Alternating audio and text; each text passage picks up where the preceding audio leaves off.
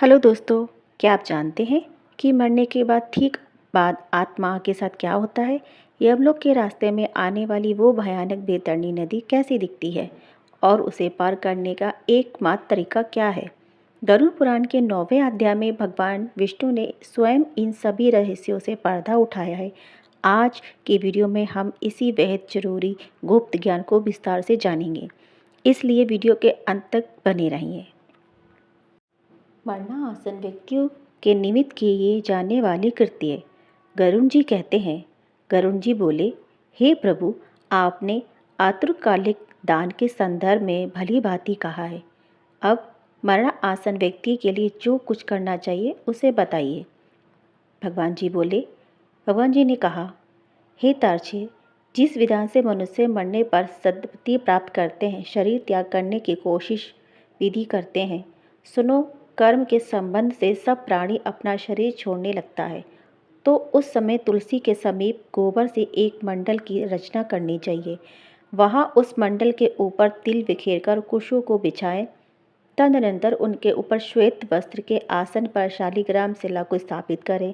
जहाँ पाप, दोष और भय को हरण करने वाली शालिग्राम शिला विद्यमान है, उनके सन्निधान में मरने से प्राणी की मुक्ति सुरक्षित है। जहाँ जगत के ताप का हरण करने वाली तुलसी वृक्ष की छाया है, वहाँ मरने से सदैव मुक्ति ही होती है, जो मुक्ति धनादि कर्मों से दुर्लभ है। जिसके घर में तुलसी वृक्ष के लिए स्थान बना हुआ है, वह घर तीर्थ स्वरूप ही है। यहाँ यम के दूत प्रवेश नहीं करते। तुलसी की मंजरी से युक्त होकर जो प्राणी अपने प्राण का परित्याग करता है, वह सैकड़ों पापों से युक्त हो तो भी यमराज उसे देख नहीं सकते।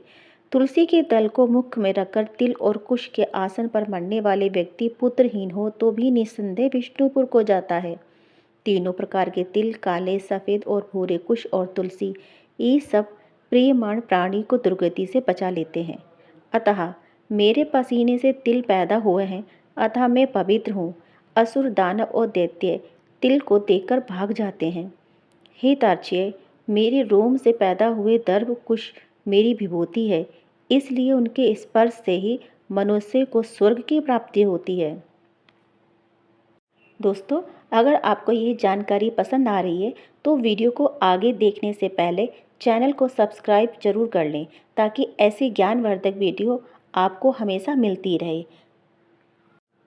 कुश के मूल में ब्रह्मा, कुश के मध्य में जनार्दन और कुश के अग्रभाग में शंकर, इस प्रकार तीनों देवता कुश में स्थित रहते हैं। इसलिए कुश, अग्नि, मंत्र, तुलसी, ब्राह्मण और गौ, ये बार बार उपयोग किए जाने वाले भी निर्माल्य नहीं होते हैं। पिंडदान में उपयोग किए गए दर्भ, प्रेत के निमित्त भोजन करने वाले ब्राह्मण, नीच से मुख से उच्चारित मंत्र, नीच संबंधी गाय, तुलसी तथा चित्ता की आग से, ये सभी निर्माल्य अर्थात अपवित्र होते हैं। गोबर से लिपी हुई और कुश बिछाकर संस्कार की हुई पृथ्वी पर आतुर मरण आसन व्यक्ति को स्थापित करना चाहिए। अंतरिक्ष का परिवार करना चाहिए, अर्थात चौकी आदि पर नहीं रखना चाहिए। ब्रह्मा, विष्णु, रुद्र तथा अन्य सभी देवता और हुत, आसन, अग्नि, ये सभी मंडल पर विराजमान रहते हैं। इसलिए मंडल की रचना करनी चाहिए। जो भूमि लेप रहित होती है, अर्थात मल मूत्र आदि से रहित होती है, वह सर्वत्र पवित्र होती है। किंतु जो भूमि भाग कपिल लिपा ना जा चुका, यह मलमूत्र आदि से दूषित, वहाँ पुनः लेपने पर उसकी शुद्धि हो जाती है। बिना लिपी हुई भूमि पर और चारपाई आदि पर या आकाश में भूमि की सतह के ऊपर राक्षस, पिशाच, भूत, प्रेत और यमदूत प्रविष्ट हो जाते हैं। इसलिए भूमि पर मंडल बनाए बिना अग्निहोत्र, श्राद्ध, ब्राह्मण भोजन, देव पूजन और आतुर व्यक्ति का स्थापन नहीं करना चाहिए। इसलिए लिपी हुई भूमि पर आतुर व्यक्ति को लिटाकर उसके मुख में स्वर्ण और रत्न का प्रक्षेप करके सालग्राम स्वरूपी भगवान विष्णु का पदोदाक देना चाहिए। जो सालिग्राम शिला के जल को विदु मात्र भी पीता है, वह सभी पापों से मुक्त हो बैकुंठ को लोक चला जाता है। इसलिए आतुर व्यक्ति को महापातक को नष्ट करने वाले गंगा जल को देना चाहिए। गंगा जल का पान सभी तीर्थों में किए जाने वाले स्नान अनादि से पुण्य रूपी फल को प्रदान करने वाला है। जो शरीर को शुद्ध करने वाले चंद्रयान व्रत को 1000 बार करता है और जो एक बार गंगा जल का पान करता है, वे दोनों समान फल वाले रहते हैं। हे तार्किए, अग्नि के संबंध से जैसे रूढ़ की राशि नष्ट हो जाती है, उसी प्रकार गंगा जल से पातक भस्मसात हो जाते हैं। जो सूर्य की किरणें से संतप्त गंगा के जल का पान करता है, वह सभी योनियों से छूटकर हरि के धाम को प्राप्त होता है। अन्य नदियाँ मनुष्य को जलवाहन स्नान करने पर पवित्र करती हैं, किंतु गंगा जी तो दर्शन, स्पर्श, दान अथवा गंगा इस नाम का कीर्तन करने मात्र से सैकड़ों हजारों पुण्य रहित पुरुषों को भी पवित्र कर देती है। इसलिए संसार से पार लगा देने वाले गंगा जल को पीना चाहिए। जो व्यक्ति प्राणों के कंठगत होने पर गंगा गंगा ऐसा कहता है, वह विष्णु लोक को प्राप्त होता है और पुनः भूलोक में जन्म नहीं लेता। प्राणोत्क्रमण, प्राणों के निकलने के समय जो पुरुष श्रद्धायुक्त होकर मन से गंगा का चिंतन करता है, वह भी परम गति को प्राप्त होता है। अतः गंगा का ध्यान, गंगा को नमन, गंगा का स्मरण करना चाहिए और गंगा जल का पान करना चाहिए। इसके बाद मोक्ष प्राप्त करने वाली श्री भगवद गीता की कथा को जितना संभव हो उतना श्रवण करना चाहिए। जो व्यक्ति अंत समय में श्री भगवद गीता का एक श्लोक, आधे श्लोक अथवा एक पाठ का भी पाठ करता है, वह ब्रह्मलोक को प्राप्त होकर पुनः संसार में कभी नहीं आता है। ब्राह्मण, क्षत्रिय और वैश्य को मरण काल में वेद और उपनिषदों का पाठ तथा शिव व विष्णु की स्तुति से मुक्ति प्रदान होती है।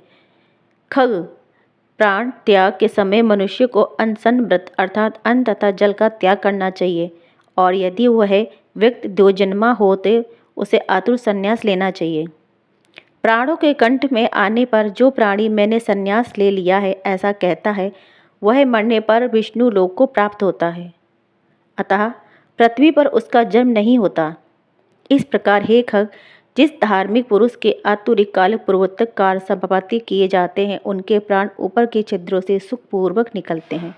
मुख, दोनों नेत्र, दोनों नासिका, अंत्र, छंद्र तथा दोनों कान, ये 7 ऊपर के द्वार छिद्र हैं। इनमें से किसी द्वार से रुकती हुई पुण्य आत्मा के प्राण निकलते हैं और योगियों के प्राण तालु रुद्र के से निकलते हैं। आपन से मिले हुए प्राण जब पृथक हो जाते हैं तथा प्राणवायु सूक्ष्म होकर शरीर से निकलता है। प्राणवायु रूपी ईश्वर के निकलने जाने पर काल से आहत शरीर निराधार वृक्ष की भांति गिर पड़ता है। प्राण से मुक्त होने के बाद शरीर तुरंत चेष्टा शून्य, घृणित, दुर्गंध युक्त, अस्पर्शु और सभी के लिए निंदित हो जाता है। इस शरीर की कीड़ा, विष्ठा तथा भस्म स्वरूप ये 3 अवस्थाएं होती हैं। इसमें कीड़े के पड़ते हैं, यह विष्ठा के समान दुर्गंध युक्त हो जाता है अथवा अतः चिंता में भस्म हो जाता है। इसलिए क्षण मात्र में नष्ट हो जाने वाले इस देह के लिए मनुष्य के द्वारा गर्व क्यों कहा जाता है। पंचभूतों से निर्मित इस शरीर का तत्व पृथ्वी में लीन हो जाता है, जल तत्व जल में, तेज स्वस्थ तेज में और वायु तत्व वायु में लीन हो जाता है। इसी प्रकार आकाश तत्व भी आकाश में लीन हो जाता है। सभी प्राणियों के देह में स्थित रहने वाला सर्वव्यापी शिव स्वरूप सत्य, नित्य, मुक्त और जल साक्षी आत्मा अजर अमर है। सभी इंद्रियों से युक्त और शब्द आदि विषयों से युक्त मृत व्यक्ति की देह से निकला जीव कर्म कोश में सम्मिलित तथा काम और रोगी आदि के सहित पुण्य की वासना से युक्त होकर अपने कर्मों के द्वारा निर्मित नवीन शरीर में उसी प्रकार प्रवेश करता है जैसे घर के जल जाने पर गृहस्थ दूसरे नवीन घर में प्रवेश करता है। जब किंकड़ी जाल की मालाओं से युक्त विमान लेकर सुंदर चामरों से सुशोभित देवदूत आते हैं, धर्म के तत्व को जानने वाले बुद्धिमान धार्मिक जनों के प्रिय वे देवदूत कृतकृत्य इस जीव को विमान से लेकर स्वर्ग ले जाते हैं। सुंदर दिव्य देह धारण करके, निर्मल वस्त्र और मल्य धारण करके, स्वर्ण और रत्न आदि के आभूषणों से युक्त होकर वहाँ महानुभाव जीवदान के प्रभाव से देवताओं से पूजित होकर स्वर्ग को प्राप्त होता है। इस प्रकार गरुड़ पुराण के अंतर्गत सरोद्वार में प्रियमाण कृत्य निरूपण नामक 9वां अध्याय पूरा हुआ। तो दोस्तों, गरुड़ पुराण का यह ज्ञान हमें सिखाता है कि हम अच्छे कर्म ही परलोक में हमारा साथ देते हैं। अगर आपको आज की ये वीडियो सच्ची और मार्गदर्शन लगी है तो इसे लाइक ज़रूर करें, क्योंकि आपका एक लाइक हमें ऐसी ही और वीडियो बनाने की प्रेरणा देता है। सनातन धर्म और पुराणों के ऐसे ही गहरे रहस्यों को जानने के लिए हमारे परिवार का हिस्सा बनें और चैनल को सब्सक्राइब करना ना भूलें। बेल आइकन ज़रूर दबाएं। कमेंट बॉक्स में जय श्री हरि लिखना ना भूलें। मिलते हैं अगले वीडियो में। जय श्री हरि।